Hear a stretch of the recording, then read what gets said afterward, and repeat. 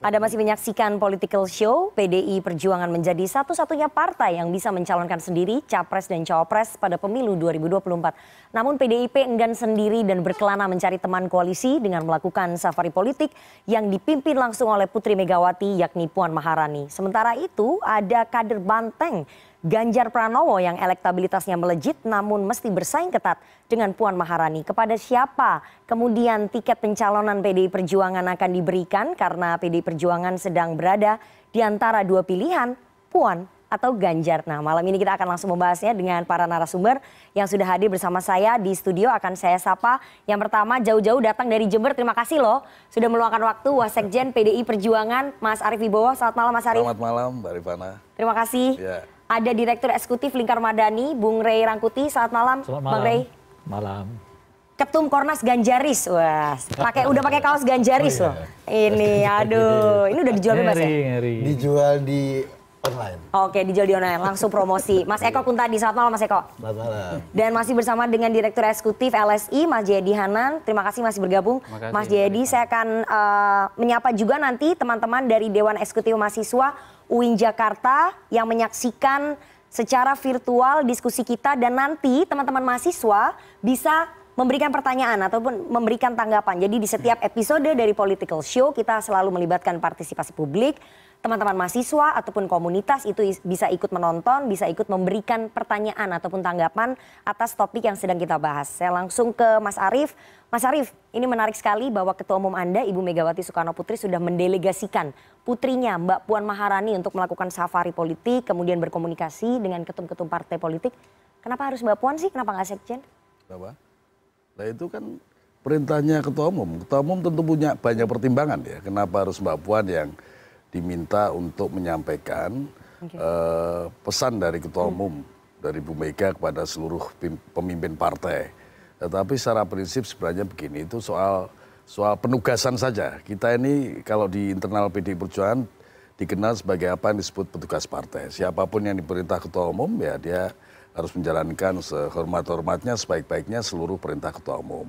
Dan itu sebenarnya berangkat dari satu pemikiran tentang bagaimana negara dan bangsa Indonesia dikelola ke depan lebih baik, terutama pasca Presiden Joko Widodo. Itulah sebabnya maka meskipun kami dinilai oleh banyak pihak sebagai partai yang satu-satunya punya boarding pass, artinya bisa mengusung calon presiden, calon wakil presiden sendiri, tetapi tetap ada konteks, ada kepentingan yang lebih besar, nasional interest kita menyangkut hal-hal yang pokok, yang fundamental, menjaga Pancasila, konstitusi, kebinekaan, NKRI, dan seterusnya.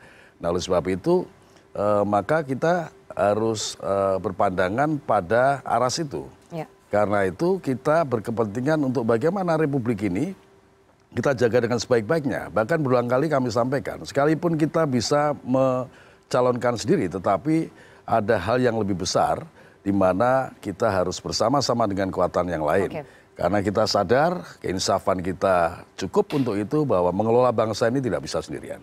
Artinya PDIP tidak mau sendiri, makanya harus berkoalisi pada pemilu 2024. Karena kita berpikir berdiri di atas kepentingan yang lebih besar, kepentingan nasional kita. Jadi lebih dari sekedar soal kepentingan partai kami. Oke. Nanti saya akan bahas kenapanya tadi Mbak Puan Maharani yang dipilih. Saya akan tanya ke Bang Rey, tapi nanti saya ingin tanya dulu kenapa safari politiknya harus ke partai-partai yang sudah punya kedekatan dengan partai yang lain. Seperti safari politik ke Nasdem yang sedang PDKT dengan Demokrat dan juga PKS. Kemudian kenapa safari politiknya ke Gerindra yang sudah koalisi ke PKB. Kenapa ganggu-ganggu hubungan orang sih Mas? Nah, itu kalau kata anak muda kenapa harus ganggu-ganggu hubungan orang gitu? Pandangan seperti itu artinya pandangan yang suzon ya. Dan secara politik tentu patut diduga adalah para pihak yang tidak, mohon maaf, yang belum berpikir tentang bagaimana bangsa dan negara ini dikelola lebih baik ke depan. Nah bagi kami adalah soal yang prinsip yang fundamental tadi, ya bahwa kemungkinan akan ada koalisi-koalisi yang dibentuk oleh partai-partai itu bisa saja, tetapi apakah itu menjadi koalisi yang sifatnya permanen, tentu kami juga berpikir sesuatu yang dinamis. Nah, apakah nanti safari politik PDI Perjuangan akan menghasilkan koalisi bersama PDI Perjuangan juga belum tentu juga. Dinamis juga. Tetapi begini, kita ingin membangun satu komitmen yang jauh lebih penting, lebih besar misalnya, menyangkut hal yang fundamental tadi. apakah menguatnya kelompok konservatif fundamentalis, ya? Apakah ancaman terhadap NKRI, terhadap kebinekaan kita harus kita biarkan di masa-masa yang akan datang.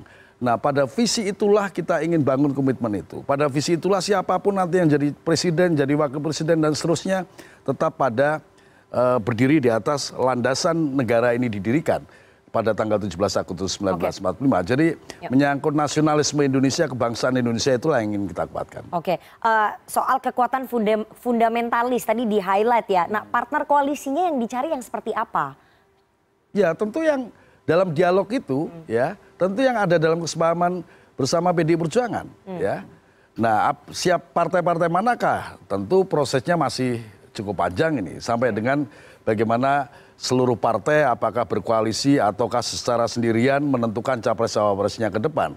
Tetapi seperti yang disampaikan Mbak Puan, supaya di dalam menghadapi pemilu 2024, kita semua memiliki keinsyafan kapan kita harus bertanding, kapan kita harus bersanding, dan tidak ada masalah apapun yang timbul dari perhelatan yang terjadi pada pemilu 2024. Kekhawatiran publik kita tentang terbelahnya dua kekuatan besar di Republik ini supaya juga tidak terulang lagi. Oke, jadi artinya PDIP nggak pengen dua paslon, supaya tidak terbelah kan sebaiknya lebih dari dua paslon. Kenapa?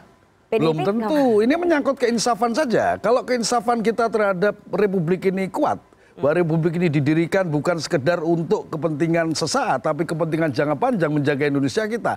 Saya kira kalau itu menjadi kesadaran atau keinsafan bersama, maka kita pun akan secara teguh, akan secara keras hati untuk menjaga itu semua. Oke, tapi sekjennya udah ngomong kalau bisa hanya dua paslon aja. Sekjen Anda udah ngomong dua paslon aja. Ini sama nggak atau pendapat pribadinya aja? Pandangan sekjen itu pandangan yang tentu memiliki rasionalitas argumentasi tertentu. Tetapi sekali lagi keputusan tentang capres-cawapres, bahkan keputusan tentang koalisi strategis adalah menjadi prerogatif Ketua Umum Partai, Ibu Megawati Soekarno Putri. Oke, saya mau langsung ke Bang Rey. Bang Rey, itu tadi Mbak Puan itu sebagai petugas partai. Jadi apapun yang diperintahkan oleh Ketua Umum PDI Perjuangan ya sebagai petugas partai harus bisa menjalankan. Tapi di antara semua petugas partai yang disuruh untuk melakukan safari politik, melakukan komunikasi politik itu putrinya. Anda melihat ada upaya untuk mendongkrak sosoknya Puan Maharani ataupun menyorongkan sosoknya Puan Maharani ke publik atau ke kontestasi atau gimana sih Bang Rey? Ya nggak ada penjelasan yang lain kecuali itu menurut saya. Oke. Apa penjelasannya yang lain? Jadi sinyalnya makin terang? Makin terang. Oke, dan nanti saya mau mengapa tanya harus silaturahmi ke semua tokoh-tokoh partai politik? Ya salah satu yang penting itu kan silaturahmi itu mau tidak mau menimbulkan efek pemberitaan kan. Jadi itu penting menurut saya bagi Ibu Puan untuk terus-menerus menjadi pemberitaan di semua media sosial macam-macam dan seterusnya dalam konteks untuk menaikkan popularitas.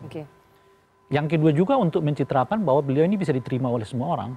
Jadi partai Nasdem yang kemarin kemudian dengan Prabowo, dengan ini, dengan itu, mungkin juga dengan apa namanya PKS macam-macam akan disilaturahmi oleh Ibu Puan dalam kerangka untuk menunjukkan bahwa beliau bisa diterima oleh semua kelompok yang selama ini seolah-olah ya bahkan bisa berseberangan secara emosional ya bukan secara politik. Misalnya Ibu Mega dengan Pak Surya Paloh kan dianggap nggak akrab kan. Ibu Mega dengan Pak SBY gitu kan nggak diakrab. Tapi dengan masuknya Ibu Puan ketemu dengan Pak Surya Paloh itu yang saya sebutkan tadi untuk meruntuhkan semua bangunan image yang dilayangkan ke PDI Perjuangan bahwa seolah-olah masalah pribadi menjadi masalah partai. Nah dimunculkanlah tokoh Ibu Puan yang bisa berdialog dengan semua orang. Gitu. Dan image itu penting untuk menjaga itu tadi bahwa Ibu Puan ini kan pada tingkat tertentu misalnya diasosiasikan sebagai orang yang terlalu kuat soal apa yang kita sebut NKRI-nya gitu. Nah sementara pada tingkat tertentu ya PDI dan mungkin juga Ibu Puan membutuhkan suara kelompok yang berada di barisan yang setengah kanan meskipun tidak terlalu kanan sekali gitu. Dalam rangka itulah kemudian dibangun image-image ini bahwa beliau bisa diterima semua kalangan macam-macam dan seterusnya gitu. Nggak ada penjelasan yang lainnya kecuali itu karena lagi-lagi mestinya tugas-tugas yang seperti ini kan kalau nggak dilaksanakan oleh ketua umum ya dilaksanakan oleh wakil ketua umum atau dilaksanakan oleh sekjen. Kenyataannya nggak dilaksanakan. Jadi sinyalnya makin terang. Makin terang. Itu diberikan justru kepada Ibu Puan yang tugas utamanya sebenarnya adalah memimpin 560 atau 70 anggota DPR. Dalam jabatannya sebagai ketua DPR, tapi Mbak Puan itu ketua bidang politik di DPP Partai. Sinyalnya makin terang untuk menyorongkan Puan Maharani, Mas Arief. Bagaimana? Artinya ini memang kesempatannya, karpet merahnya diberikan untuk Mbak Puan Maharani. Bahwa banyak pengamat membaca begitu, salah satunya kawan saya boleh-boleh saja. Analisa kan bisa dari berbagai macam perspektif, tetapi kalau dari sisi kepartean, struktur partai, memang tugasnya Mbak Puan sebenarnya. Jabatannya ketua bidang politik, ya, dan hubungan antar lembaga. Itulah tugas Mbak Puan. Ya memang untuk begitu. Apalagi ini karena perintah secara langsung Ibu Ketua Umum pada saat kita melangsungkan Rakernas 2 partai beberapa waktu yang lalu, di mana tokoh-tokoh partai, gubernur kita, bupati-bupati kita, dan seluruhnya hadir, ya. Tetapi terutama adalah KSB atau Ketua Sekretaris Bendahara DPD Partai yang mewakili seluruh jajaran partai di setiap provinsi. Nah, saya kira soal siapa yang menjadi calon presiden, bahkan calon wakil presiden, ya kita tunggu keputusan Ketua Umum. Itu konstitusi partai mengatakan begitu. Orang siapapun mau bilang si A, si B, si C, dan sebagainya dengan berbagai macam analisa dan sebagainya, boleh-boleh saja. Bahkan kalau ada yang bertanya, bagaimana tentang hasil survei? Hasil survei merupakan salah satu variabel yang tentu akan menjadi pertimbangan partai. Tetapi partai punya mekanisme sendiri, partai memiliki kebijaksanaan sendiri, tentu tidak sekedar menimbang soal kalah menang. Lebih daripada itu adalah menimbang tentang keberlanjutan negara kesatuan Republik Indonesia untuk lebih maju, lebih baik di masa yang akan datang. Meskipun keputusan akhirnya ada di tangan Ibu Megawati Soekarno Putri, tapi sinyal-sinyalnya sudah sangat jelas terlihat bahwa Bu Mega tampaknya ingin lebih memberikan porsi, memberikan panggung ke Puan Maharani. Itu yang terlihat dalam panggung depan politik. Atau mungkin panggung belakangnya bisa berbeda, Mas. Kalau sinyal itu namanya sinyal bisa terang, bisa redup, kan begitu. Namanya sinyal bisa dari timur, dari barat, dari utara. Tapi kalau sinyalnya itu mau disamaratakan, harusnya bisa diberikan ke kader-kader partai yang lain, gitu. Loh, kader-kader partai yang lain boleh-boleh saja kalau ada yang membidik dia pantas menjadi calon. Tetapi kebanyakan kader PDI Perjuangan kan punya keinsafan yang tinggi. Seperti saya misalnya, kita ngukur baju, bajunya kekecilan atau kebesaran. Tapi lebih daripada itu tunggu saja perintah Ketua Umum. Jadi di PDI Perjuangan tidak ada yang pantas lagi menjadi calon selain Mbak Puan Maharani, gitu. Kenapa? Loh, kita tunggu keputusan Ketua Umum. Lagi-lagi kan, semuanya kembali ke Loh iya. Kalau disurveikan banyak kader kita yang pantas, yang dinyatakan kita pantas. Tunggu ini sebetulnya pertemuan Ganjar dengan Bu Puan. Nah kan begini juga. Kapan silaturahmi dilaksanakan? Kan belum ada lembaga survei yang melakukan survei terhadap seluruh kader PDI Perjuangan yang potensial. Kan bisa ditilik itu. Banyak kader PDI Perjuangan potensial, baik untuk menjadi presiden, calon presiden maupun calon wakil presiden. Ganjar. Loh, itu kan salah satu menurut itu yang yang paling tinggi kan. siapa lagi? Coba sampean kan belum pernah survei saya juga. Loh iya kalau itu kalau DPR iya. Loh kalau itu capres di 7 desa di Jember saya pasti juaranya. Saya nanti mau tanya ke Mas Eko. Mas Eko, ini kayaknya sinyal-sinyal dari internal PDI Perjuangan yang ditangkap oleh Bang Rey, perspektif yang ditangkap tampaknya porsinya ataupun panggungnya lebih banyak diberikan kepada Puan Maharani. Kayaknya jagoan Anda peluangnya tipis ini untuk maju dari PDI Perjuangan. Tapi jangan dijawab dulu Mas Eko, kita harus jeda. Jangan kemana-mana, tetap bersama kami di Political Show.